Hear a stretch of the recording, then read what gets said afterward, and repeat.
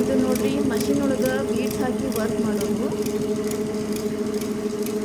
ಈ ಥರ ಬರ್ತದೆ ವರ್ಕ್. ಇದು ಇನ್ನೂ ಕಂಪ್ಲೀಟ್ ಆಗಿಲ್ಲ, ಈಗ ಸ್ಟಾರ್ಟ್ ಆಗುತ್ತೆ ನಾವು.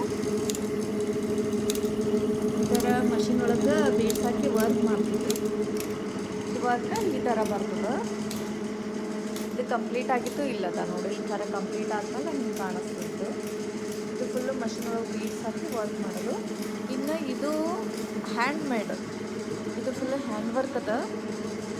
ನಮ್ಮ ಚೈತ್ರ ಟೈಲರ್ ಕಡೆ ಇದು ಹ್ಯಾಂಡ್ ವರ್ಕ್, ಆಮೇಲೆ ಮಷಿನ್ ಒಳಗೆ ಬೀಡ್ಸ್ ಹಾಕಿ ವರ್ಕ್ ಮಾಡೋದು, ಆಮೇಲೆ ನಾರ್ಮಲ್ ಮಷಿನ್ ವರ್ಕ್, ಸ್ಟಿಚಿಂಗ್ ಎಲ್ಲ ಅವೈಲೇಬಲ್ ಅದ.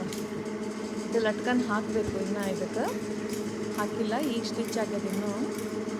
ಇದು ಫುಲ್ ಹ್ಯಾಂಡ್ ವರ್ಕ್ ಇದೆ, ಕಟ್ ವರ್ಕ್ ಬಂದದ. ಇದ್ರೊಳಗೆ ನೋಡ್ರಿ ಜರ್ದೋಶಿ ಅದ, ನೋಟ್ ವರ್ಕ್ ಅದ, ಥ್ರೆಡ್ ಫಿಲ್ಲಿಂಗ್ ಅದ,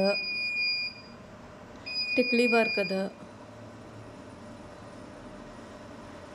ಇದು ಮಷಿನ್ ವರ್ಕ್ ಒಳಗೆ ಈ ಥರ ಕ್ರಿಸ್ಟಲ್ ಬೀಡ್ಸ್ ಆಮೇಲೆ ಮೋಟಾ ಬೀಡ್ಸ್ ಹಾಕಿ ವರ್ಕ್ ಮಾಡ್ತದೆ. ಇದು